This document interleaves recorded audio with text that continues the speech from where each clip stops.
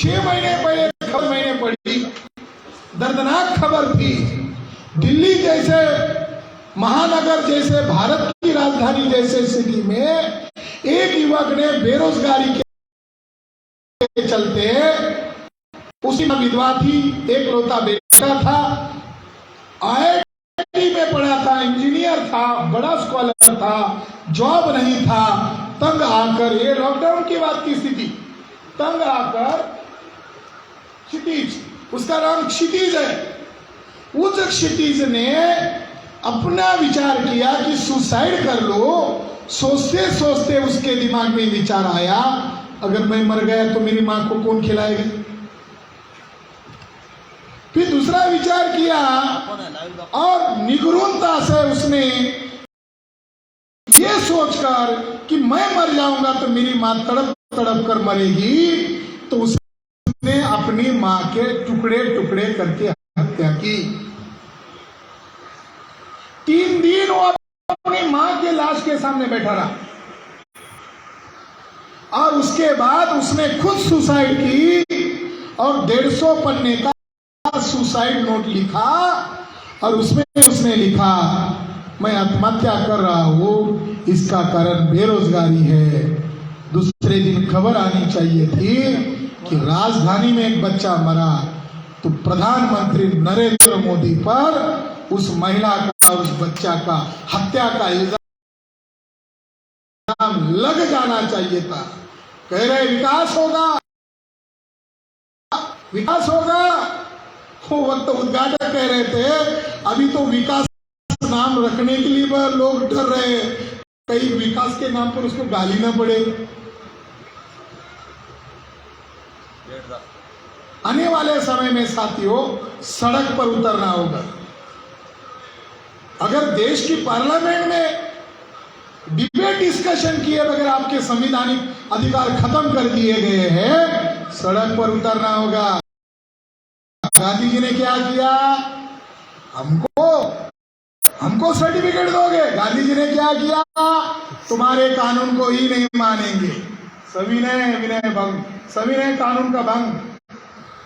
हम भी कहते हैं मोदी तुम्हारे कानून को नहीं मानेंगे, संविधान को मानकर सड़क पर आ रहे हैं।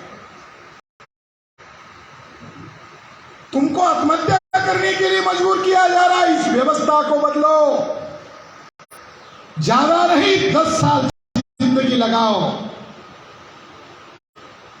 मेरे जैसे पढ़े लिखे लोग हैं, हाईली क्वालिफाइड है, 2000 से भी ज्यादा फुल टाइमर बनकर ऑल इंडिया में काम कर रहे हैं, गर्व मान रहे, फक्र मान रहे कि हम हमारे देश को बचाने के लिए कर रहे हैं। आप भी आओ, मुफ्त में कुछ नहीं मिलता।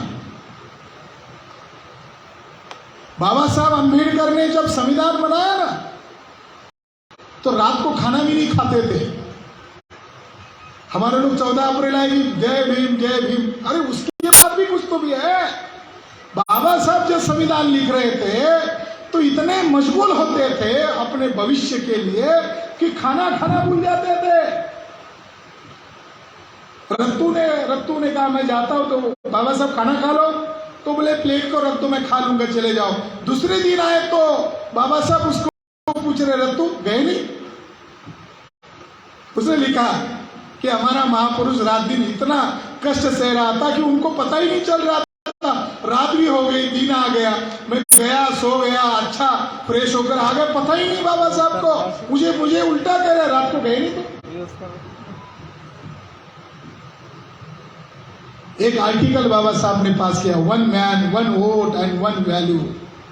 जब आए तो ड्राइवर ने हॉर्न बजाया, तो दरवाजा खुला, बाबा साहब चलते चलते आए, अपना सूट नहीं उतारा, वैसे ही रहा, और उनके पास एक वाद्य था वायलिन, उसको बजाने लगे, मेज का सहारा लिया और बजाने लगे। नानक चंद रत्तू कह रहे थे कि मैं बाबा साहब के लिए पानी लाने गया, तो मैंने ग्लास को नीचे रख दिया और बीच में तालियां बजाना शुरू कर दिया। बाबा साहब को लगा इसने तो देख लिया। तो मैंने उनको पूछा, बाबा साहब आज आप इतने खुश क्यों हैं? तो उसने कहा, बाबा साहब ने कहा, कल मैं रहूं या ना रहूं, मगर मेरा समाज कल आज़ाद रहेगा। इतना बड़ा काम मैंने आज पार्लियामेंट संविधान सभा के अंदर, सभी लोग मेरे खिलाफ थे मगर मैंने वो बात मनवा ली। ब्राह्मण कहते थे हम सर्वश्रेष्ठ क्यों है, क्योंकि हम ब्रह्मा के मुंह से पैदा हुए। बाबा साहब अम्बेडकर ने कहा अब ब्रह्मा के मुंह से ब्राह्मण पैदा नहीं होगा, मैंने नसबंदी कर दी। अब सारे लोग माँ की कोख से पैदा होंगे और ब्राह्मण को भी और भंगी को भी, चमारों को भी, अछूत जातियों को भी, सभी लोगों को समान वोट का अधिकार मिलेगा। कल मैं नहीं रहूंगा तो मुझे चिंता नहीं होगी, क्योंकि वन मैन वन वोट का सिस्टम मैंने संविधान में लागू कर दिया। आज हम जिस ईवीएम मशीन से वोट डालते हैं ये वन मैन वन वोट का वैल्यू नहीं है। हम जिसको चुनना चाहते हैं वो चुनकर नहीं आता, जिसको हम नहीं चुनना चाहते हैं वही चुनकर आता। पवार साहब ने जब चुनाव हो रहा था, पवार साहब ने खुद कहा अरे मी असं बटन दाबलं, असं घड्याळी पुढे दाबलं आणि लाईट मात्र कमळा पुढे दिसला, मी माझ्या डोळ्यांनी असं पाहिलं। यवतमाल में, इधर अमरावती में एक कैंडिडेट को खुद का वोट नहीं मिला। वीवीपीएटी लागू थी उसकी बूथ पर, उसको खुद का वोट नहीं मिला। बीवी के साथ झगड़ते हुए कहा कभी कभार मैंने तुझे झापड़ झूपड़ मारी होगी तो शायद तूने मुझे वोट नहीं दिया होगा, माँ बाप ने नहीं दिया होगा, गली के लोगों ने, दोस्त परिवार ने, रिश्तेदारों ने नहीं दिया होगा, मगर मैं इतना नालायक नहीं हूँ कि मैं अपने आप को वोट न डालूं। ये समस्या साथियों, ये अल्पसंख्यक ब्राह्मण है, 3.5% ब्राह्मण है, इनकी क्या औकात है? गांव का सरपंच नहीं चुन सकते। आपको बेरोजगार जिस सिस्टम ने बनाया वो ईवीएम मशीन है। सहारनपुर में एक उदाहरण है, सहारनपुर, गूगल पर न्यूज अवेलेबल है। सहारनपुर में एक मुस्लिम लड़की जो किसी से पैसा न लेते हुए किसी का आधार कार्ड निकलती है, किसी के लिए आंदोलन में शरीक होती है, ग्रेजुएट मुस्लिम लड़की थी। तो मुस्लिम लोगों ने कहा, स्लम बस्ती के मुस्लिम लोगों ने कहा अरे पार्षद चुनकर आता है मगर कभी आवाज नहीं उठाता, ये लड़की है हमारे लिए लड़ती है और 1 रुपया तक नहीं लेती है। लोगों ने उसको बुलाया, मीटिंग किया और लोगों ने कहा मोहतरमा आप चुनाव के लिए खड़े हो जाओ। तो उसने हाथ जोड़कर कहा नहीं मैं राजनीति में नहीं आना चाहती हूँ, इसके लिए तो मैं ये काम नहीं कर रही हूँ, ये मेरा हॉबी है, समाज कार्य करते करते मरूंगी। मगर लोगों ने नहीं माना, लोगों ने चंदा इकट्ठा किया और उस पढ़ी लिखी मुस्लिम लड़की को 2017 चुनाव में, पार्षद की चुनाव में खड़ा किया। वो खड़ी हुई, हजारों की तादाद में उसकी सभा होती थी, रिजल्ट आया, वो हार गई। हारने के बाद पत्रकारों ने उसको पूछा तुमने तो 1 रुपया नहीं लगाया। लगाया समाज ने, तुम्हारी सभा तो बड़ी बड़ी होती थी, हम ही छापते थे कि तुम चुनकर आने वाली हो, अब मोहतरमा आपको कैसा लगता है? तो उसने जो स्टेटमेंट दिया, दैनिक जागरण की खबर की हेडिंग थी 2017 की, हेडिंग ये थी अरे दूसरों का छोड़ो मेरा अपना खुद का वोट कहाँ गया। दूसरों का छोड़ो। तो देश को खतरे में डालने का काम जो ताकतें कर रही है ये विदेशी ताकत है और उनको संविधान अमान्य है, संविधान को मान्यता नहीं दे रहे हैं। इसलिए युवाओं को, बेरोजगारों को, ये जो बेरोजगार मोर्चा देश भर में घूम रहा है, काय के लिए घूम रहा है? भाषण देने के लिए नहीं। हम इनकी समस्याओं का संकलन कर रहे हैं, उनको यहाँ बुला रहे हैं, उनका संकलन कर रहे हैं। देश भर में यह अभियान चलेगा फर्स्ट फेज में, और सेकंड फेज में अभियान चलेगा बेरोजगारों को जोड़ो अभियान, और तीसरा फेज चलेगा एमपी एमएलए के घर के ऊपर मोर्चा। जो इधर नहीं बोल रहा उधर भी नहीं बोल रहा, तो उसका बंदोबस्त तो करना पड़ेगा, लोगों को दिखाना पड़ेगा ये गधा है, नालायक है। बाबा साहब अम्बेडकर क्या बोलते थे मालूम है? Tool stooge agent. SC ST OBC के पॉलिटिकल रिजर्वेशन से चुनकर जाने वाले लोगों को बाबा साहब अम्बेडकर दलाल और भड़वे कहते थे। ये दलाल और भड़वा है, वो बोल नहीं रहा है। वो ब्राह्मणवादी दलों का टट्टू बना हुआ है, गुलाम बना हुआ है, बोल नहीं रहा है, उसके खिलाफ मोर्चा निकलेगा। और उसके बाद भारत की अलग अलग राज्यों की पॉलिटिकल राजधानी है, उन राजधानियों पर 20 लाख, 25 लाख, 30 लाख युवा विद्यार्थी बेरोजगारों का देश बचाने के लिए लाखों की संख्या में मोर्चा निकालने वाले। ये लड़ाई है, करना पड़ेगा। और इसके लिए हम हर कीमत को चुकाने के लिए तैयार हैं। और दिल्ली में हम लोग लाखों संख्या में जाने की तैयारी कर रहे हैं। अभी ये हॉल में दिमागी तौर पर हमारे लोगों को तैयार कर रहे हैं। अभी सेकंड फेज की रैलियां शुरू होने वाली है। अगर 2024 में बीजेपी आरएसएस के लोग ईवीएम घोटाला करके चुनकर आने वाले हैं, तो भारत में बेरोजगार लोग भारी संख्या में 40 करोड़ बोल रहे हैं, और 40 करोड़ बेरोजगारों में से 10-15 लाख लोगों की केवल जरूरत है। अंदर जाएंगे, बेरोजगार तो वोट देता ही है, चाहे लड़का हो या लड़की हो, अंदर जाएंगे, ऊपर नीचे देखेंगे, मशीन को उठाएंगे, 1 किलो का भी वजन नहीं उसका, मशीन को उठाएंगे और चुनाव अधिकारी को कहेंगे, जिसके कारण युवा बेरोजगार आत्महत्या कर रहे हैं, जिसके कारण किसान आत्महत्या कर रहे हैं, और जिसके कारण वोटों की चोरी की जा रही है, इस ईवीएम मशीन को मैं तुम्हारे सामने खोल रहा हूं ताकि तुम मेरे ऊपर मुकदमा दर्ज करो। जिन लोगों को जेल होगी उनका संगठन ससम्मान जमानत लेके रिहा करेंगे, चौक में लाएंगे और डिक्लेयर करेंगे ये स्वतंत्र सेनानी है। आज के बाद ये कार्यकर्ता नहीं है, ये स्वतंत्र सेनानी है। हमें नहीं डरा सकते 3.5% ब्राह्मण, उनको डरना होगा। और जितना जुल्म बढ़ेगा उतना बड़ा रिएक्शन होगा। साथियों, देश में क्रांति होने के लक्षण है। अंग्रेज आए चले गए, मुगल आए चले गए, पोर्तुगीज आए चले गए, डच आए चले गए। आज से 4000 वर्ष पहले ब्राह्मण आए चले गए, मालूम है? मालूम नहीं है। इसलिए साथियों, भारत को आजाद करने का आंदोलन शुरू करना होगा। देखो, चाइना में गरीबी नहीं है, दुनिया में सबसे ज्यादा पॉपुलेशन वाला देश है। चाइना में गरीबी नहीं है, पाकिस्तान में भी गरीबी नहीं है, बांग्लादेश में भी गरीबी नहीं है, नेपाल में भी नहीं है। वर्ल्ड हंगर इंडेक्स में भारत का नंबर 116 देशों में 2022 को 207 रैंक पर आया, और उस रिपोर्ट में लिखा हुआ है भारत गरीबी भूखमरी में अव्वल।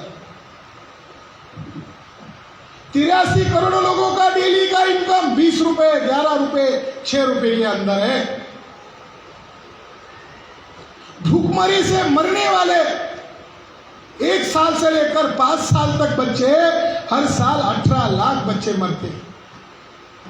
महिलाएं कुपोषण से मरती है, लाखों किसान आत्महत्या करते हैं। तो देश का भविष्य उज्जवल है, देश महासत्ता बनने वाला है। महासत्ता का प्रमाण है, एक भी यूनिवर्सिटी टॉप नहीं है। 100 यूनिवर्सिटी में भारत ब्राह्मणों का मेरिट कितना है? 100 यूनिवर्सिटी में एक भी यूनिवर्सिटी नहीं है। पुणे के ब्राह्मण लोग अपने आप पर गर्व करते हैं, पुणे की यूनिवर्सिटी नहीं है। चाइना में गरीबी क्यों नहीं है? पाकिस्तान में गरीबी क्यों नहीं है? बांग्लादेश में गरीबी क्यों नहीं है? वहां शोषण क्यों नहीं है? क्योंकि उस देश पर उसी लोगों का राज है। भारत में भूखमरी है, भारत में बेरोजगारी है, भारत में गैंग रेपिंग है, भारत में किसानों को मार दिया जा रहा है, भारत में पुलिसों को आत्महत्या करने के लिए मजबूर किया जा रहा है, भारत में मिलिट्री मैन को आत्महत्या करने के लिए मजबूर किया जा रहा है। क्यों किया जा रहा है? क्योंकि भारत पर भारतीय लोगों का राज नहीं है, भारत पर 3.5% विदेशी ब्राह्मणों का राज है। हम इधर बोल रहे हैं चौक में आकर बोलने वाले लाखों की तादाद में, अगर किसी ब्राह्मण को बुरा लगे तो वो भी सभा लेकर हमारा खंडन मंडन करे। अगर किसी ब्राह्मण को बुरा लगे तो हाईकोर्ट और सुप्रीम कोर्ट में जाकर मेरे खिलाफ, हमारे खिलाफ मुकदमा दर्ज करे। उधर का दूध पानी का पानी करेंगे। डीएनए पक्षपाती नहीं है, ईवीएम मशीन पक्षपाती है, मगर डीएनए पक्षपाती नहीं है। डीएनए ने सिद्ध किया ब्राह्मण विदेशी है और विदेशी ब्राह्मणों का निपटारा करने के लिए ब्राह्मण 2025 में 100 साल पूरे होने वाले, तो वो अपनी तैयारी कर रहे हैं। आप लोगों को अपनी तैयारी करनी है साथियों। उनका देश नहीं, हमारा देश है। ये आंदोलन देश को बचाने का आंदोलन है, ये आंदोलन संविधान को बचाने का आंदोलन है। और इस आंदोलन में जो लड़का ग्रेजुएट हुआ है, पोस्ट ग्रेजुएट हुआ है, इंजीनियर हुआ है, जॉब नहीं मिल रहा है, जब तक तुमको जॉब नहीं मिलता भारतीय बेरोजगार मोर्चा का फुल टाइमर बन जाओ। ज्यादा नहीं 10 साल 7 साल का समय दो, हम बंदोबस्त करने वाले हैं। जब तुम आजाद हो जाओगे तो तुम खुद मुख्तियार हो जाओगे। मैं इसी बात के साथ मेरी बात को खत्म करता हूं। हताश नहीं होने। आज हमारा संगठन 31 राज्यों में है, 550 जिलों में है, 4500 तहसीलों में है और 6500 जातियों में से 3500 जाति के लोग इसमें काम कर रहे हैं। बाम से भी ये मदर ऑर्गेनाइजेशन है और 90 ऑफशूट विंग है, उसमें से भारतीय बेरोजगार मोर्चा एक ऑफशूट विंग है। पूरे ऑफशूट विंग जब सड़क पर उतरेंगे तब क्या नजारा होगा। चलो आप एक ही माइंड में रखो, जल्द से जल्द आपको बुलावा आएगा। चलो मुंबई विधान भवन, वहां आपकी समस्या का निपटारा होगा। अब उसकी तैयारी में लग जाओ। बाकी की तैयारी हमारे ऊपर डिपेंड है। आपको समय समय पर जो निर्देश दिए जाएंगे आप उसका पालन करोगे। यही बात कहकर मेरी बात को खत्म करता हूं। जय भीम, जय मूल निवासी।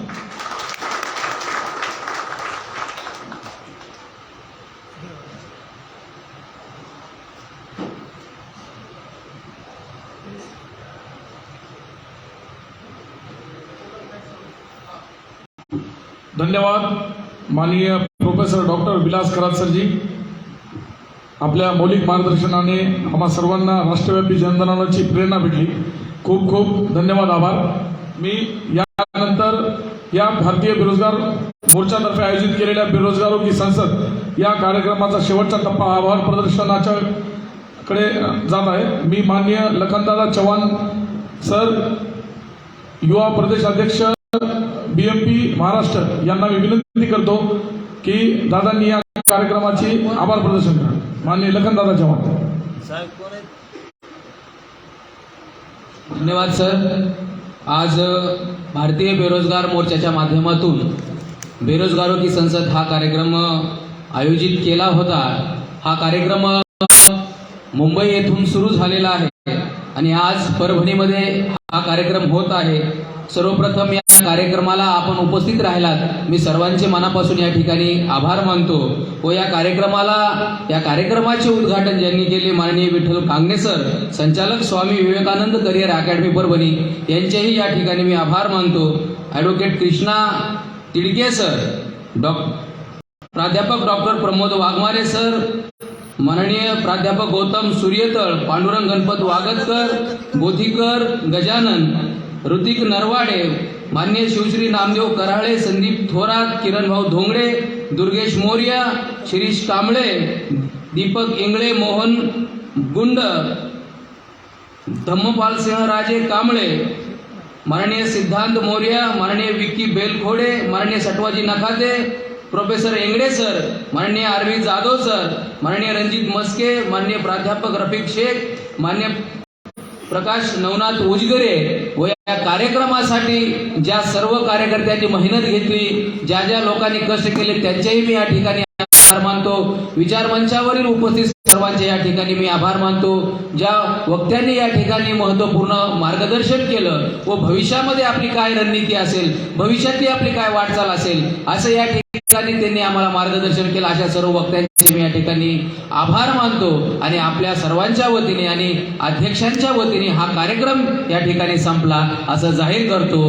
धन्यवाद. एक महत्त्वपूर्ण सूचना आहे की आपल्यासाठी या ठिकाणी